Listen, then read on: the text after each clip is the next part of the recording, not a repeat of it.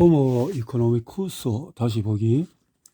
사람을 이코노미쿠스로 보는 관점은 모든 사람들이 스스로 이익에 따라서 모든 것을 결정하는 경제적인 존재라고 전제한다. 하지만 그게 사실이라면 발각되거나 처벌당할 걱정이 없는 경우는 우리는 거짓말을 낱말해야 하지 않을까? 부담 없이 손털고 늙을 수 있다면 그저 자신에게 이익이 된다는 이유만으로는 아무런 거리낌이 없이 있다는 사람을 기만하고 많은 존재이지 않을까? 이 질문에 대한 답을 얻기 위해서 연구자들이 모여 공동 실험을 기획했다. 그들은 독일인들을 집에 초대한 후에 동전 등기를 해보라고 시켰다.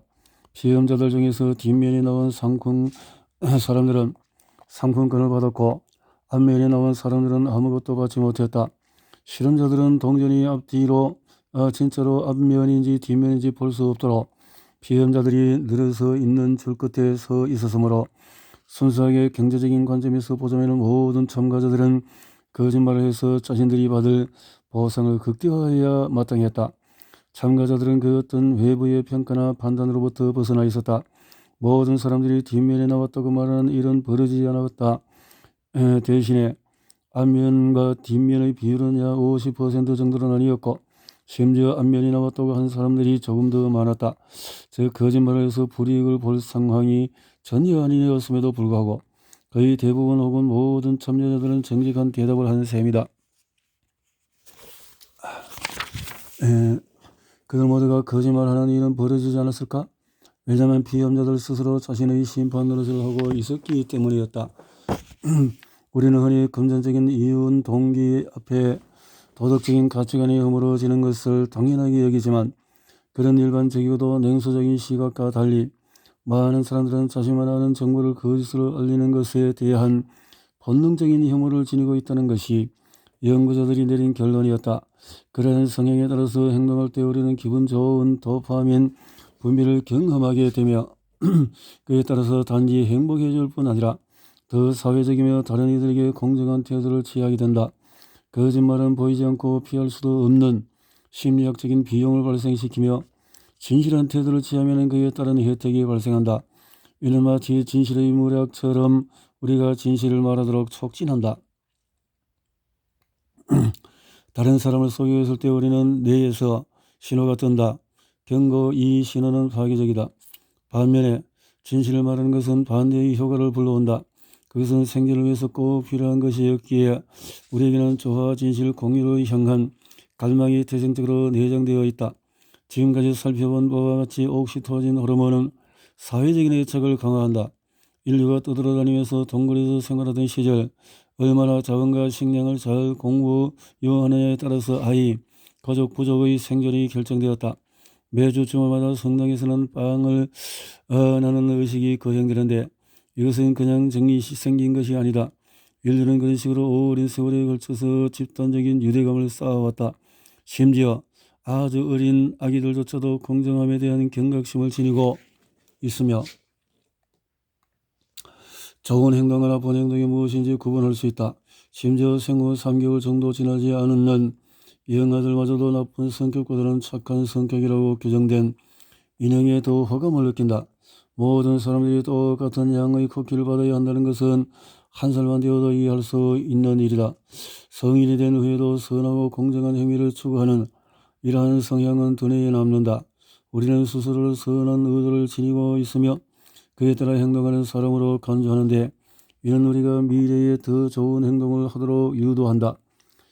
실험 참가자들에게 참가비를 제공하면서 자신이 과거에 했던 좋은 일을 목록으로 적어보라고 한 후에 실험 참가비 중에서 일부를 기부하겠느냐고 질문했을 때 사람들은 흔쾌히 기부에 동의했다.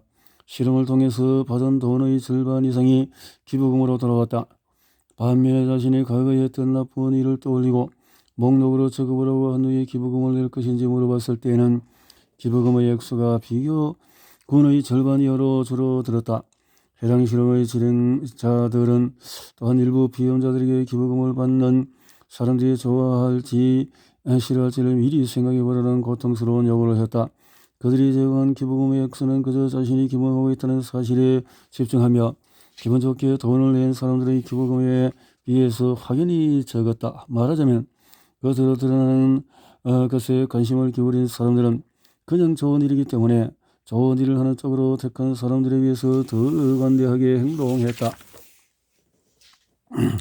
자신이 다른 이에게 도움이 되었던 일을 의식적으로 해고하는 것 역시 스스로를 도덕적인 존재로 인식하는 데 도움이 되며, 그런 인식은 지속적으로 남을 돕는 것을 더욱 원활하게 해준다.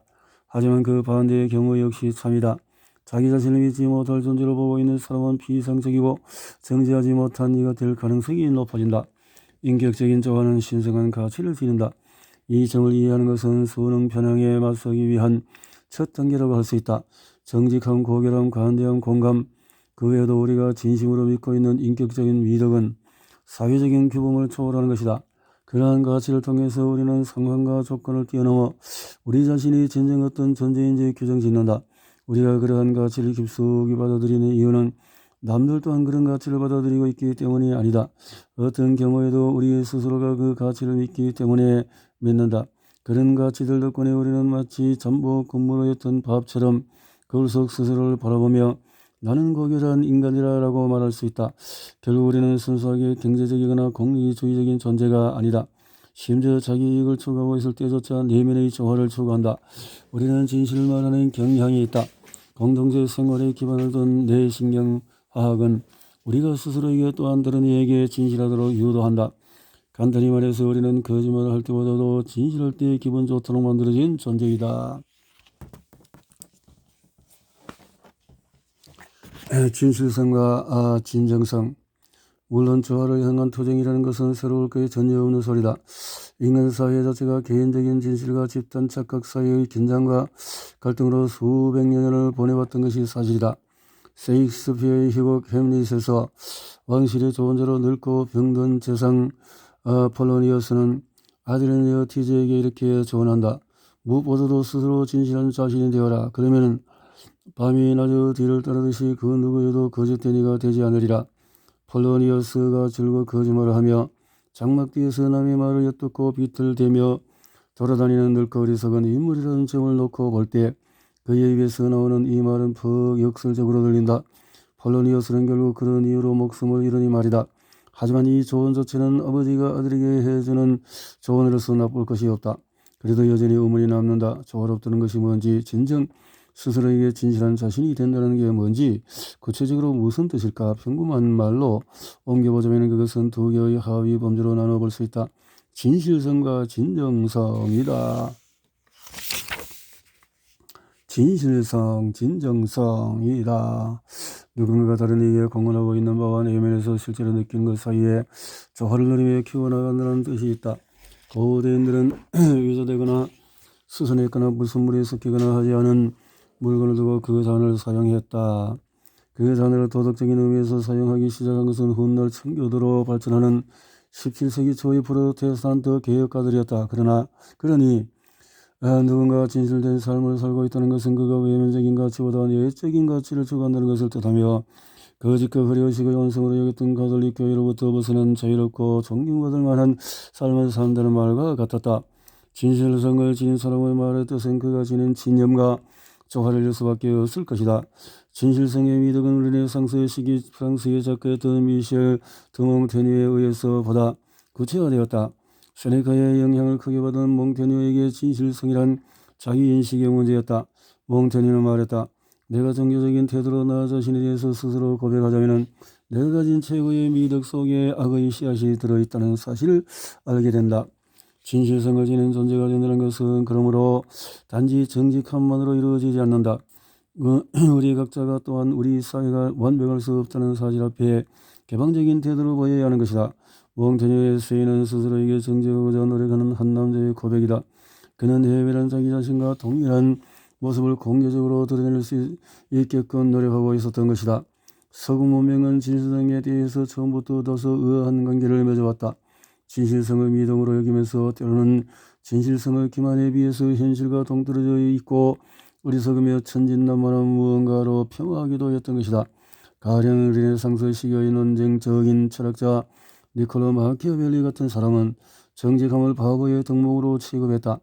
반면에 진실성을 가진 척하는 것, 그렇게 타인을 기만하는 것은 행위자를 또 다른 차원으로 인도할 수 있다고 여겼다. 프랑스 왕 루이 13세와 그의 이름을 물려받은 아들 루이 14세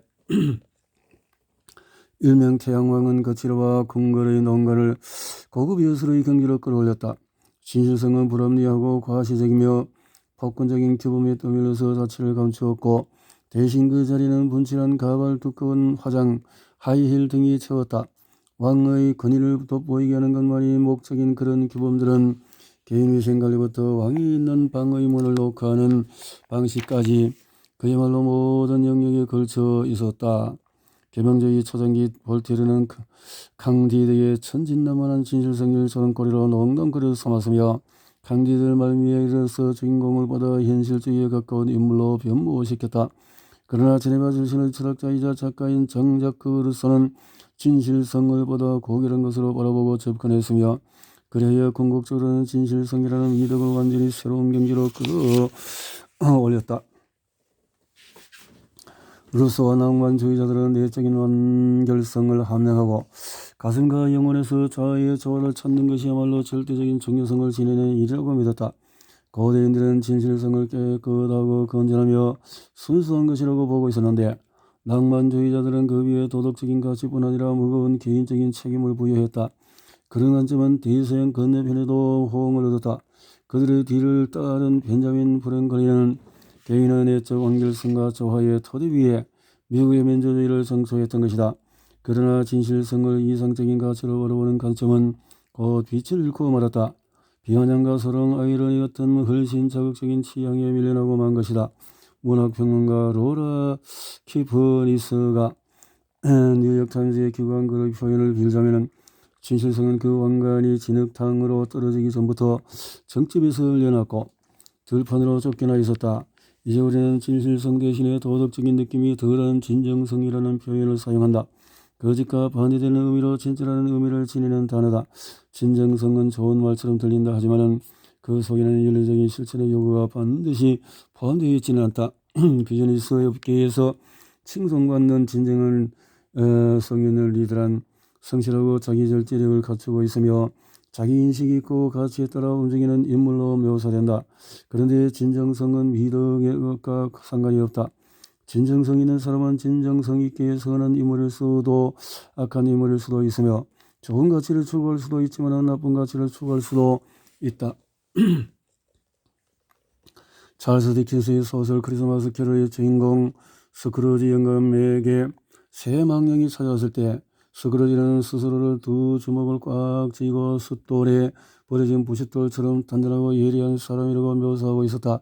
그 말은 맞는 말이다. 하지만 찰스 디킨스가 잘 보여주고 있다시피 스크루지가 지니고 있던 돈에 대한 이 불굴의 집착 역시도 진정성이 있는 것이었다.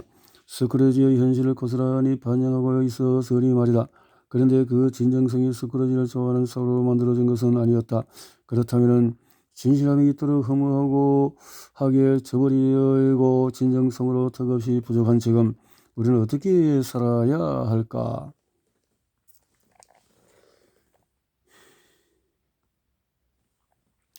동양의 성을 배우다. 성. 서양 철학자들이 진실성이라는 개념을 두고 실험하기 한참 전부터 동양에는 성이라는 개념이 알려져 있다. 아리스토텔레스보다도 167년 빨리 기원전 551년에 태어난 중국의 공자는 그 개념을 더욱 정교하게 다듬었다. 공자가 말하는 성이란 자기 자신과 화합을 이루는 개인적인 조화를 타인에 대한 의무와 결합하는 것이다. 크렘슨 대학교에서 중국어와 중국 철학을 가르치는 얀민 교수에 따르면 성은 자신이나 타인과의 관계에서만 국한되지 않는다. 우주 전체와의 관계를 다루는 개념이다. 낭만주의 자들은 진실성을 통해 스스로의 내면과 또 가슴의 영혼의 섬세하게 귀를 기울일 것을 요구했다. 반면에 모든 일은 다른 모든 사람들과 공통된 특질을 공유하고 있다는 점에서 성은 개인적인 관점에 대한 관심을 줄여나갈 것을 요구한다. 실제로 성에는 개인적인 것과 사회적인 것의 구분이 없다. 자신과 마찬가지로 다른 이들에 대해서도 일관되게 진실할 것을 요구한다. 성은 신뢰, 진실성, 그리고 우리의 개인적인 감정과 우리가 세계를 향해 보이는 태도 사이의 조화에 대한 것이다. 성은 진실을 포괄할 수 있으며 그러기에 우리 자신과 넓은 의미에서의 사회 모두에 긍정적인 결과를 제공한다. 성은 본질적으로 이기적이지 않은 높은 책임감을 내포하고 있다. 모든 사람들에게 언제나 어디에나 이로운 것이다. 안 교수의 말을 길게 인용해 볼 필요가 있겠다. 성 개념은 보편 성의에 방점을 두고 있다. 사회적인 문제들을 다르게 이해하고 있는 두 집단이 서로를 향해 보이는 존중의 감정이다. 당신이 믿는 것이 무엇이든지 내가 볼 때 그 믿음이 옳건 그르든 당신이 스스로의 신념에 대해서 정직한 태도를 유지하고 있으며 그 신념을 지키기 위해서 진정한 희생을 하고 있다면 당신은 여전히 나의 존중과 존경을 받을 만하다는 사고방식이다. 여기서 핵심은 내가 당신의 믿음에 대해 그 내용물의 진리를 평가하지 않는다는 것이다. 대신에 나는 그 진리를 향한 당신의 태도를 존중할 따름이다. 믿음의 내용은 나와 당신을 갈라놓지만 신념을 향한 태도는 우리 모두에게 공통의 기반을 제공한다. 아는 추가적인 설명을 덧붙였다. 성은 그 기원을 따지고 보더라도 독립적인 가치를 지니고 있다.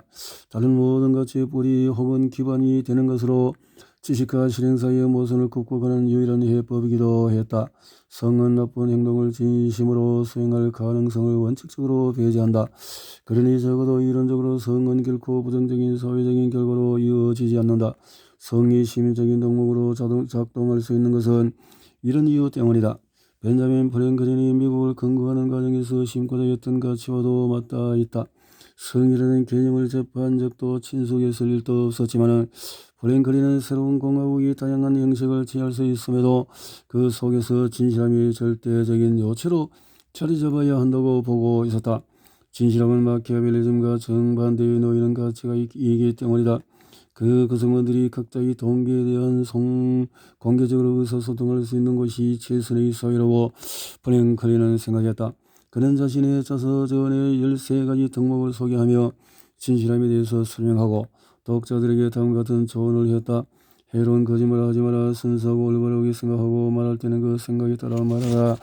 불행히도 우리의 민주주의는 그렇지 않다. 프랭클린의 조언은 프랭클린이 입고 다녔을 18세기 옷차림처럼 시대와 걸맞지 않게 보일 지경이다. 하지만 오늘날 여러분이 전략적이면서도 완벽하게 진실된 사람이라는 명성을 얻고 있다면 어떤 일이 벌어질지 생각해보자. 당신은 성을 구현한 사람 믿음, 지식하고 진실된 이로 여겨질 것이다. 다른 사람들이 믿고 의지할 수 있는 사람, 흠없는 유형의 인물이 될 것이다. 자신의 아집이나 환상을 보호하는 것보다도 진실에 더욱 신경을 쓰는 사람들에게 당신은 매우 소중하고 이룰 수 없는 자산으로 여겨질 것이다. 당신은 성을 통해서 단지 존중받고 오래가는 관계를 맺을 뿐만 아니라 당신이 속한 집단의 착각을 깨는데 도움을 주고 공유된 현실을 회복하는 데 일정으로서 그들에게 큰 기여를 할 수 있다. 그러기에 당신과 주변 사람들이 공통의 기반을 다져갈수록 당신과 주변인들의 관계는 단단해지고 당신의 자존감 역시 확고해질 것이다. 진정한 자기 자신으로서 실천해 나갈 때 그렇게 본인의 잠재력을 극대화하는 쪽으로 나아갈 때 당신은 메슬로우가 말한 자기 현실의 높은 꼭대기로 향해 나아갈 수 있게 되는 것이다. 성은 모든 이들과 사회 전체에 막대한 혜택을 안겨주는 중심 축과도 같다. 이 글을 쓰고 있는 나는 어느 날 우리가 어떤 변곡점 위에 있다고 생각한다. 나를 이상주의자라고 불러도 좋다. 하지만 우리가 역사를 통해서 알 수 있다시피 우리는 긴 오류의 세월을 지나서 깨달음의 시기로 들어갈 수 있다. 궁극적으로 뭔가 새롭고 더욱 조화로운 세상에 꽃을 피울 것이다. 소름 꽃을 피울 것이다. 조화로운 삶이 주는 행복. 뉴저지 해안가의 깊고 어두운 수렁에서 빠져나온 밥 멜란이 그가 이전의 자아를 회복하는 데에는 상당한 시간이 필요했다.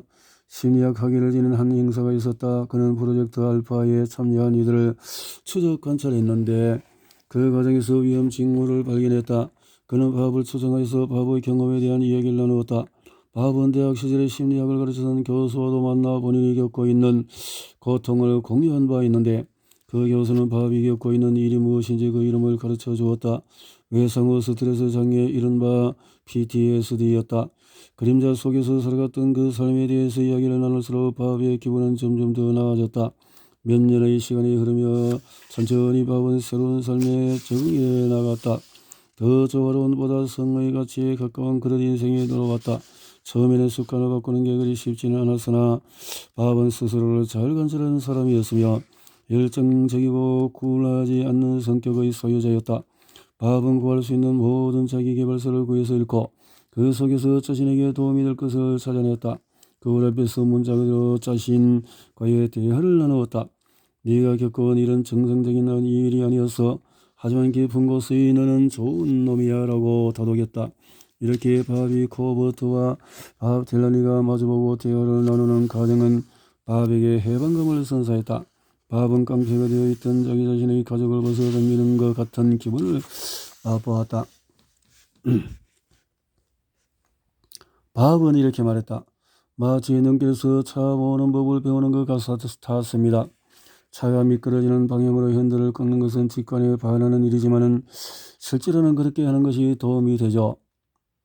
이러한 자기 확신 과정을 통해서 자존감을 회복할 수 있다는 것은 바합은 본능적으로 깨달았다. 또한 바합은 열심히 글을 쓰고 기록했다. 그 내용들을 한데 모으고 나니 훗날 한 권의 책이 되었다. 잠입이라는 제목의 회고록을 통해서 바합은 자신의 경험을 이렇게 설명했다. 오랜 세월 뒤빈 세상 속에 살아온 나는 사실 지금까지도 여전히 삶의 균형을 되찾고 의미를 회복하기 위해서 노력하고 있다. 내가 찾고자 했던 것은 결국 어린 시절 농구를 하던 체육관의 나무 바닥 위에 있었던 것이다. 바합은 운동에 소질이 있었다. 대학 시절 전국 대회에 출전할 정도로 실력이 좋았던 그는 경기장에서 느끼는 스릴과 쾌감을 단 한 번도 잊은 적이 없었다. 다시 농구를 시작한 바합은 농구를 통해서 자신이 회복되고 있다는 사실을 알았다. 농구에는 규칙과 경계선이 있었다. 나의 과긴장 상태가 누그러졌으며 농구를 하면서 건강한 도파민이 분비되었다. 바합은 그 경험을 이렇게 회상했다. 농구에 대한 열정은 나를 완전히 다른 직업으로 이끌었다. 바합이 코버트로 살면서 불어났던 13kg 넘는 체중은 바합은 다이어트를 통해서 감량했다. 그리고 농구 심판 자원 봉사를 시작했다. 국제공인농구협회 194위원회의 회원이 되어 뉴저지 고등학교 일대의 농구 시합의 심판으로 참여했다. 인생의 즐거움을 되찾은 바합은 자복 근무를 통해서 받았던 스트레스를 회복할 수 있는 길을 드디어 찾아낸 것이다. 오늘날 저지 해안 여름 프로리그의 커미셔너가 바합을 찾아왔다. 프로 경기의 심판이 되어보지 않겠느냐는 제안이었다. 결국 바합은 미국 프로축구 NBA를 총괄하는 데일 게르슨의 눈에 띄었다. 1980년대 중반에 벌어진 그 일을 바합은 이렇게 회상한다. 나는 깡패들의 바구니에서 뛰쳐나가 세계에서 가장 주목받는 스포츠의 콜트로 들어가게 되었다. 바합은 자신을 새로운 존재로 바꿀 수 있는 길을 찾아냈다. 그는 경찰직에서 조기 은퇴하고 NBA 심판이 되었다. 리더십의 관련 분야의 석사를 취득했다. 나름의 끔찍한 일을 겪는 PTSD 생존자들에게 스스로 헤쳐나오는 법을 가르치는 일도 시작했다. 행복의 한 결혼에 성공했고 2번의 책을 썼다. 결국 그는 NBA 부대표까지 올랐으며 이사회장직을 맡기도 했다. 셀 수 없이 많은 상을 받았다. 그중에는 전미대학 경기협회의 가장 높은 상인 시어도 루즈벨트 상도 포함되어 있었다. 2020년의 일이었다. 바합은 나의 좋은 친구다. 최고의 삶을 살고 있는 그는 그 삶을 얻기까지 먼 길을 헤쳐나왔다.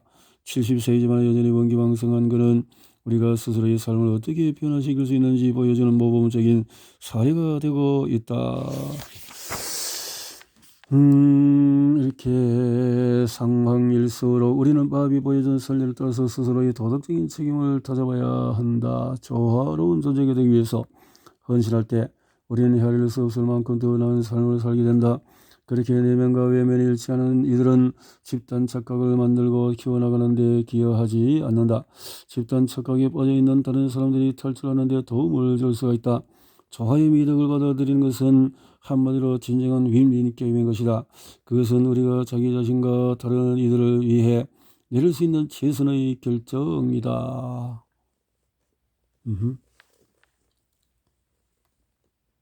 낯선 이를 향한 신뢰. 8장에서 상호의 과도도 상호 신뢰가 사람 사이를 든든히 묶어준다. 내가 그 넓고 바닥에 구멍 뚫린 슈베트를 타고 다니던 바로 그 시절, 내가 하던 일 중에서 나는 집에서 치료받고 있는 환자들에게 관장을 해주는 것이었다. 여러분의 기회는 끔찍하게 들겠지만 나는 그 일을 베이글 가게에서 일하는 것보다 낫다고 생각했다. 왜냐하면 당시 최저임금이 시간당 4.25달러였는데 환자의 집에서 간장을 해주면 시간당 7달러라는 어마어마한 돈을 받을 수 있었기 때문이었다. 아내는 혈장을 받아서 생활비에 보태었다. 우리 부부는 서로 번갈아가며 신문 배달도 했다.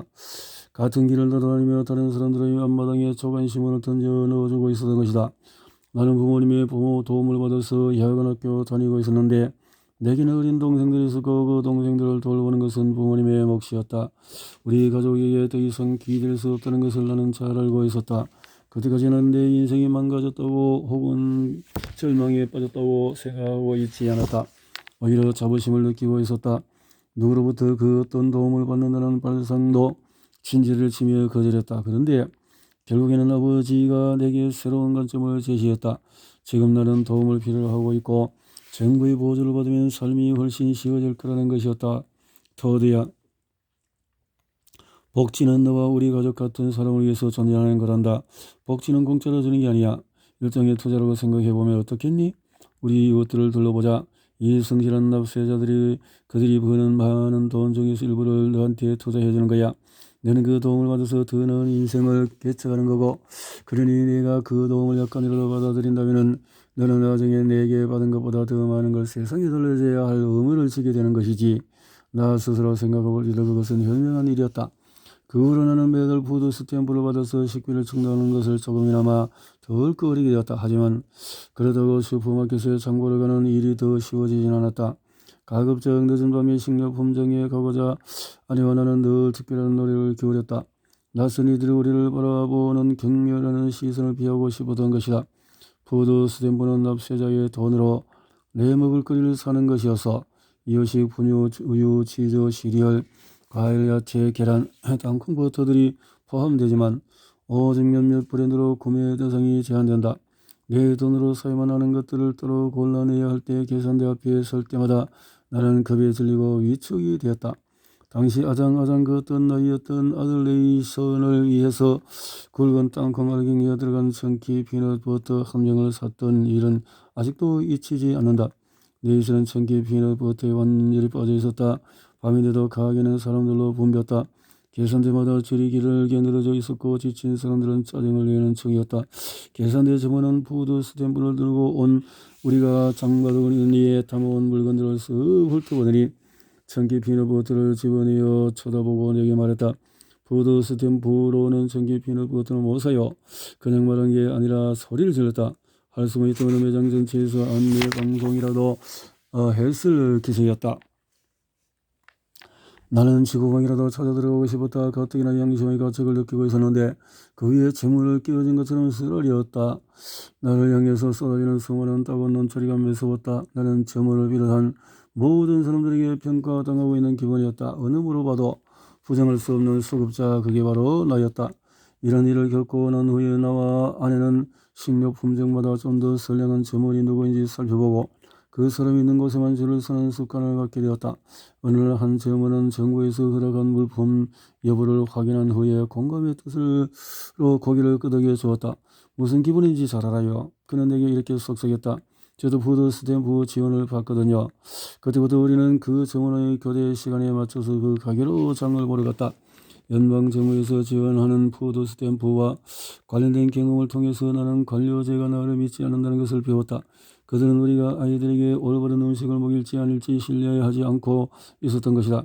당시 나는 그 상황에 대해서 매우 화가 났고 실은 지금도 그렇다. 그런 감정적인 부분과는 별개로 나는 우리의 정부가 전반적으로 가난한 미국인들을 통제하기 위한 수준을 넘어서는 불신을 끌고 있다는 것을 이해하기 시작했다. 이것은 훨씬 크고 보다 근본적인 문제를 드러내는 징후이기도 하다. 국민 전반을 향한 불신이 전제되어 있으니 말이다. 우리 사회 전체가 이렇게 불신을 칭칭 감고 있으며 그것은 우리의 규범이 되고 제대로 정착한 지 오래다. 그런 불신은 우리를 개인적으로든 미국으로든 끔찍한 방향으로 이끄는 거짓말이다. 우리는 의심하기 위해서 태어난 존재가 아니다. 우리가 선조로 물려받은 인식과 사고의 체계는 의심을 부정적인 경험으로 받아들이는데 우리는 그런 불신을 체계화하는 쪽으로 나아가고 있다. 의심이라는 독을 내면하면서 스스로를 비참하게 만드는 결과를 낳고 있는 것이다. 이유는 간명하다. 조화는 오직 신뢰 속에서만 달성될 수 있기 때문이다. 불신이라는 더 큰 문제를 상대하지 않는 한 모든 이가 조화 속에서 살아갈 수 있는 문제를 일으켜갈 수 있는 방법은 없다. 해로운 집단 착각을 해체하는 것 역시 어림도 없는 일이 된다. 그렇다면 보다 넓은 신뢰 형성을 배우고 연습할 수 있는 방법이 뭐가 있을까? 이 질문에 답하기 위해서 우리는 어쩌다가 우리가 이토록 서로를 의심하게 되었는지부터 알아볼 필요가 있다.